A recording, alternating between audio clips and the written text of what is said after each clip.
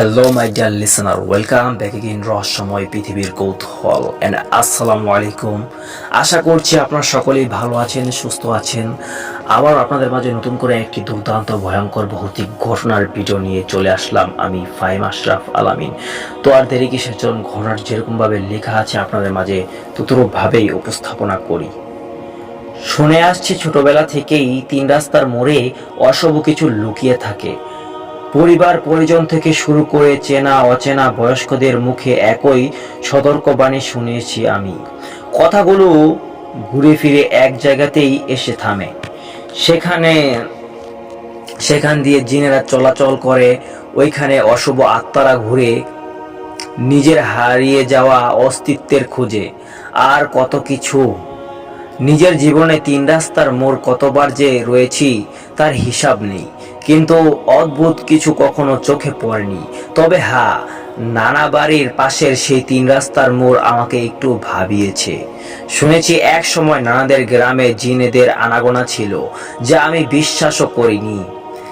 বলা হয় নানা বাড়ির উপর দিয়েই ছিল তাদের চলাচলের রাস্তা, কিন্তু কোনো এক কারণে সেই পথ বন্ধ করে দেওয়া হয়েছে।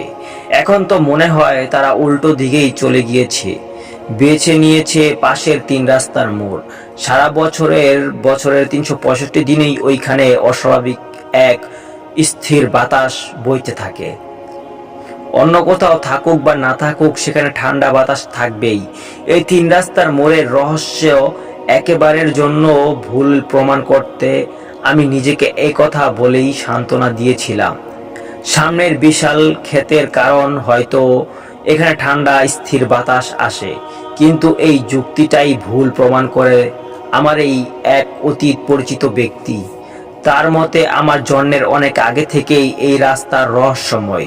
সে নিজ চোখেই দেখেছে সাদা থকথকে পোশাক পরা এক বৃদ্ধকে, যিনি অজু সেরে হেঁটে যাচ্ছিলেন এই পথ ধরে তৎকালীন বটগাছের ভিতর। আর শুধু সেই নন, অনেকেই বলে বহু বছর আগে এই রাস্তার পাশের গাছগুলোর মাথায় কালো অস্পষ্ট অবয়বদের ঝুলতে দেখা যেত। বলে রাখা ভালো, সেই গাছগুলোর বেশিরভাগই ছিল 3 থেকে 4 তলা বিল্ডিং এর সমান উঁচু। যাই হোক, এক নিরিবিলি সন্ধ্যায় আমি টের পেয়েছিলাম আমার পিছনে কেউ আছে। এই রাস্তার মোড়ের কথা বাদ দিয়ে যদি অন্য এক রাস্তার মোড়ে আসি, তবে সেখানে সবকিছু পাল্টে যায়। একবার একজন থেকে শুনেছিলাম 2000 সালের দিকে সে মানে নতুন জামাই তার শ্বশুর বাড়ি যাচ্ছিল হেঁটে হেঁটে। শ্বশুর বাড়ির দূরত্ব তার বাড়ির থেকে ছিল 1 ঘন্টার হাঁটার পথ। শ্বশুর বাড়ি আদরের জামাই যাবে, তাও আবার পদ্মার ইলিশ আর সময়ের বিখ্যাত মজুমদারের মিষ্টি ছাড়া। তা তো হয় না। তার এক হাতে ছিল ইলিশ রশি দিয়ে বাঁধা, আর আরেক হাতে ছিল মিষ্টি। আর মনে ছিল জামাই আদরের ভোগ এবং বউয়ের হাতের যত্নের লোভ। জামাই মশাইয়ের আবার শর্টকাটের নেশা ছিল প্রচন্ড, তাই না? তাই তিনি ঢুকে গেলেন এক ঝোপঝাড়ের মধ্যে থাকা রাস্তার। হেঁটে হেঁটে জামাই রাস্তা পার হচ্ছিল। তার আর চারপাশের আলো সূর্যের শেষ রশ্মির কারণে ঝিমিয়ে যাচ্ছিল। বেশ, জামাইয়ের মনে লাগলো এক অদ্ভুত খটকা। কিরে, আমি তো ভর দুপুরে হাঁটা লাগিয়েছিলাম, কিন্তু এখনো সূর্য ডুবলো কেমনে?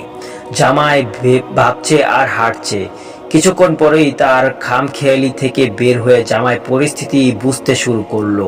সে একই 3 রাস্তার মোড় দিয়ে অনন্তকালের পথে হাঁটছে। যতই এই দিকে সেদিক গেল, কিন্তু কোথাও কি। জামাই ছিল আবার প্রচন্ড ধৈর্যবান এবং নির্ভরযোগ্য।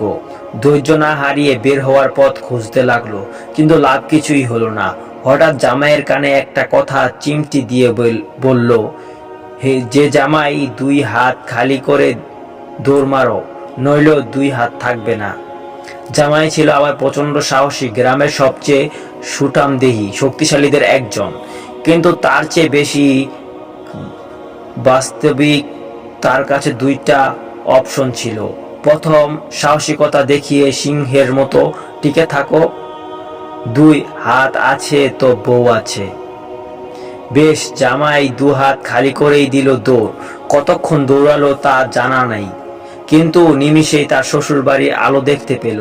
সেদিনের ঘটনা একদিন বউকে জানাতেই সে হাসতে হাসতে দুনিয়াকে জানিয়ে দিল, কিন্তু দুজনেই সুখে রইল।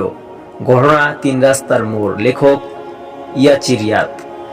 তো ঘটনাটি আপনাদের কাছে কেমন লাগলো অবশ্যই কমেন্টে লিখে জানাবেন, আর ঘটনার লেখার ভুলগুলি ক্ষমা সুন্দর দৃষ্টিতে দেখবেন। আশা করছি আজকে ঘটনাটি আপনাদের কাছে ভালো লেগেছে। অবশ্যই ভালো লাগলে কমেন্টে লিখে জানাবেন, আর আপনারা অবশ্যই ভিডিওতে একটি লাইক আর চ্যানেল নতুন হলে সাবস্ক্রাইব করে দিবেন। তো ভালো থাকবেন, সুস্থ থাকবেন এবং নিজের খেয়াল রাখবেন। দেখা হচ্ছে পরবর্তী আরো একটি দুর্দান্ত ভিডিও নিয়ে। আল্লাহ হাফেজ।